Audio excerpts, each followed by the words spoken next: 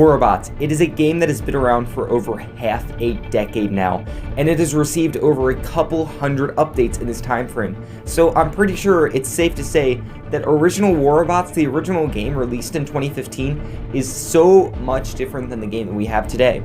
So how does it differ? A lot of different ways, guys, and ways that you would not even believe. The core parts of Warbots in the olden days is so much different than what it is today. So let's get right into it, everyone.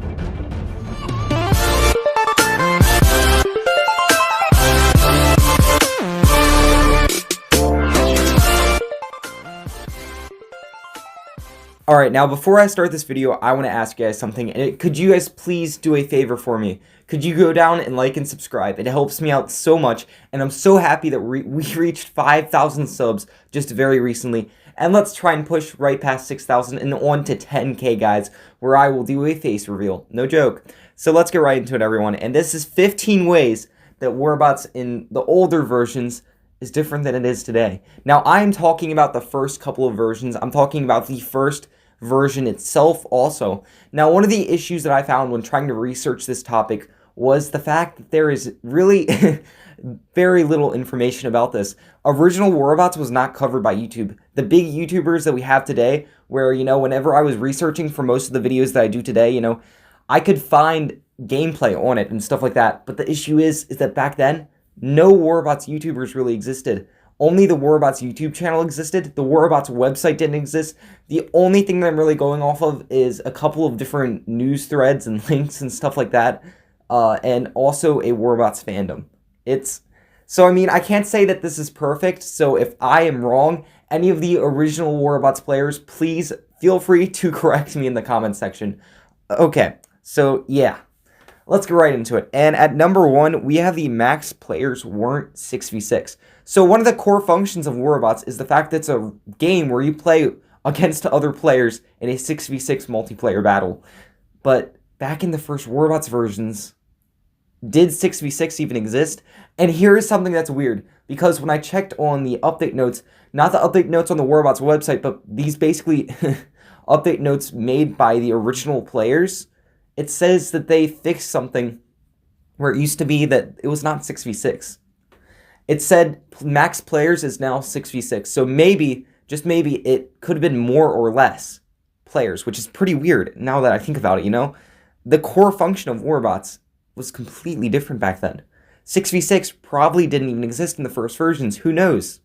Again, there is no gameplay to, go by, to back this, so it might not be perfect. Number 2, there were no descriptions of weapons and robots.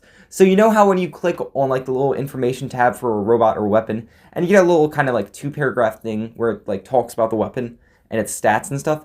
Back in original Warbots, that didn't exist at all. There is nothing like that. So later on in the first couple of versions, they added it in. I think it was before update 1.0. I know that. So yeah. Very early on in Warbots, there were no descriptions whatsoever for weapons, so you really didn't know what the heck you were buying. Yeah. In 3, this is a really weird one, and it is the name. So back then, Warbots did not have any maps, and we'll talk about that later, but the one map that it did have was Springfield. Now, Springfield back then was not called Springfield, and that is the weird fact, that Springfield was not called Springfield. What the heck? And Springfield currently is one of the most hated maps in Warbots. Oh my god, everyone hates it. But back then, it was kind of the only map you could play on. Yeah.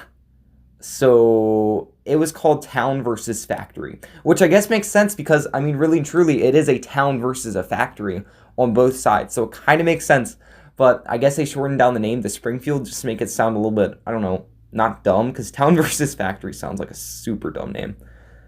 Next up, we have there were no callbacks. This is why I don't want to play Warbots in the original version. Please, never revert back to the original version Warbots ever, because there were no callbacks. Bruh. My life would be meaningless without callbacks. It would be just completely meaningless. So, I don't know what Warbots was doing, but they were like, you know what? We're not going to add in the callback until later on in the other game versions. Fricked up, Warbots. Fricked up. Alright, and at number 5, We have also for the Springfield map. Again, back in the day, there were not that many maps. I could even say there was only one map, and that was Springfield. So Town versus Factory, as it was called back then, it had a weird map layout. And the original layout was that the buildings were shorter. Yes, that's right. At one point in the game, they actually added a story to a lot of buildings. Yeah, they added a little like tiny little story section, so an extra floor to a bunch of different little city things in the on the Springfield. What the heck? It was so weird. And I guess it's so that some players couldn't jump over them or something. I don't know why they would do that. Like jump ability back then was very, very under advanced. We didn't have double jump. We didn't have hovers ability. We didn't have stuff like that. We just had basically a jump ability, which was like the Kalzak, Rogatka, and Griffin. Those were the only jumping robots. So I don't know why they wanted to do that, but they did. So I don't know. And at number 7, we have something that we have been talking about for the entire time, and that there was only one map. Now, this is hard to back up completely because there might have actually been Yamato. In the update notes that I was going through that were kind of made by, how do I explain it? It was made by basically the Warbots veterans. Basically, it says that there is only one map for the most part. They never say that Yamato came in. They just start talking about how they optimized Yamato. They never really said, oh yeah, Yamato map was added, which is kind of odd, but it brings me to wonder, was Springfield the only map? Because it mentions Springfield in the first update notes, but it doesn't mention Yamato until later on. But it never says that Yamato was specifically created later. So was there 2 maps? Was there 1 map? I guess the world may never know. We may never know, guys. So that's kind of odd. At number 8, the weapons only upgraded to level 6. What? Yeah. Back then, there was no MK2, there was no pilots, there was none of that stuff. But the weapons only upgraded to level 6. Later on, they upgraded that to 12, so you can now upgrade to level 12.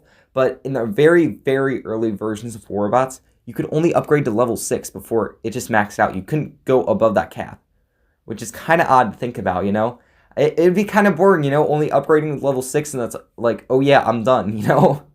I don't know how I'd like that. I guess it would make the game more balanced, but still, like, I don't know, they're just not, that just doesn't seem right, in my opinion. And at number 9, we have Friendly Fire. What? Wait a minute.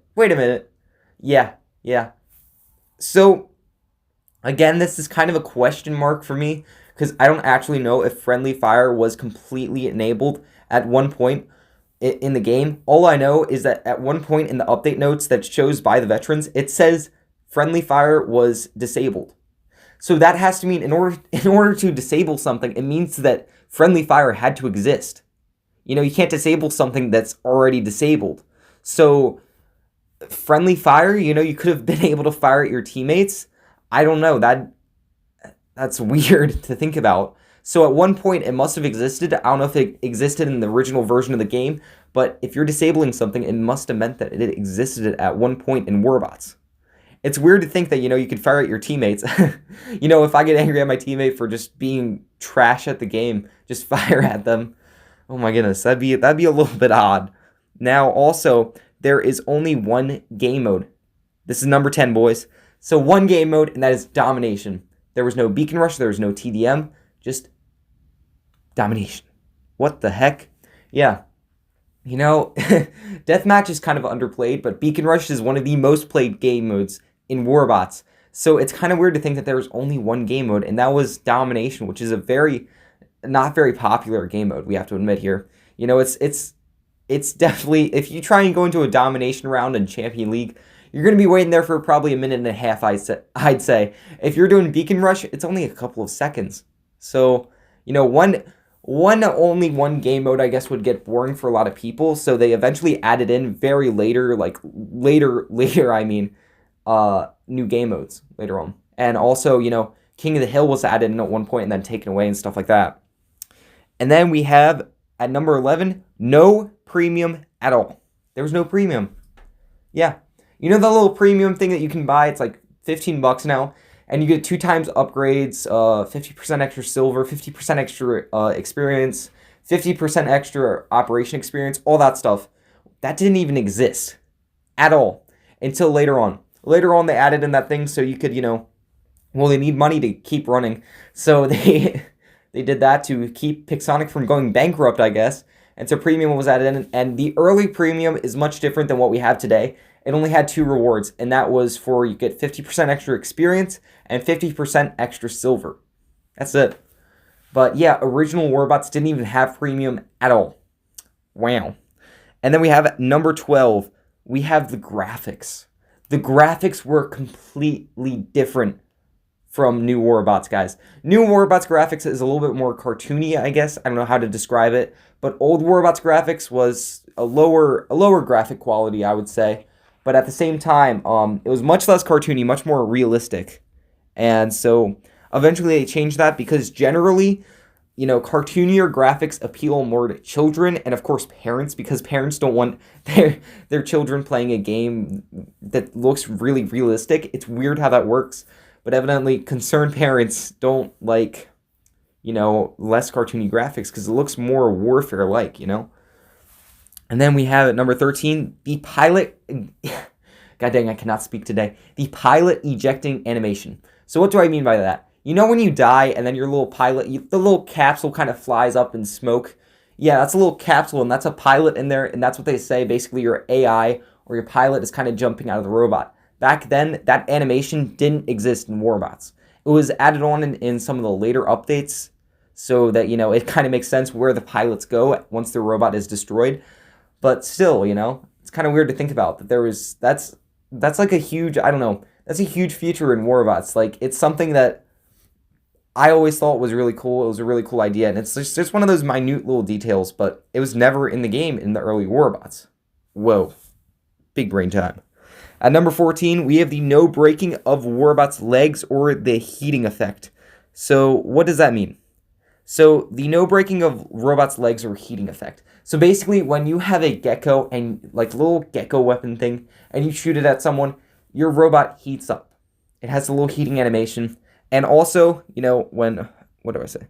No breaking of the robot. Yeah, when you take a bunch of damage, then your legs kind of break down and you get slower and stuff like that. And there's sparks coming out of it.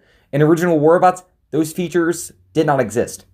So, your legs did not slow down or anything once you got destroyed, and you did not have a little effect, that little animation. So, kind of odd to think about. Again, kind of minute details in Warbots, but still, it's weird to think about that those things didn't exist in early Warbots.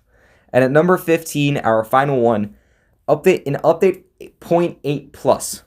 So, for a little bit of time after update 0.8, there was the breaking of jump. So the jump ability that the Kozak, the Rogadka, and the Griffin had, if you took enough damage, it would break, and you could not use it. So basically like the legs breaking, but with your ability. Now, eventually that was taken off because a bunch of abilities came in, and you can't have an ability breaker. That'd just be freaking weird. So they eventually took that off, and yeah. That's pretty weird, but it was not in original Warbots, I do have to say. It was only in 0.8 plus for just a little bit, a little period of time, where a jump would break if you took enough hits. And then, for a little bonus one, we're going to do number 16, which is no lock-on target option. So that little thing you can, oh my god. Speaking, that little thing you can enable, why can't I say enable? I'm really cold right now, I'm kind of shivering. So that might be why, but enable, that you can enable in the settings of Warbots. So you can enable it, and then you can basically just lock on to players, and it will stay there. It's better for aiming, I guess. That was not in original Warbots. They don't have that feature. They didn't really have settings that much other than turn off music and stuff like that, turn off sound, whatever. Alright guys, that is the video. I hope you guys enjoyed and learned a little something. If you did learn something, please like and subscribe, and I will see you next time. This is Kamikaze, signing out.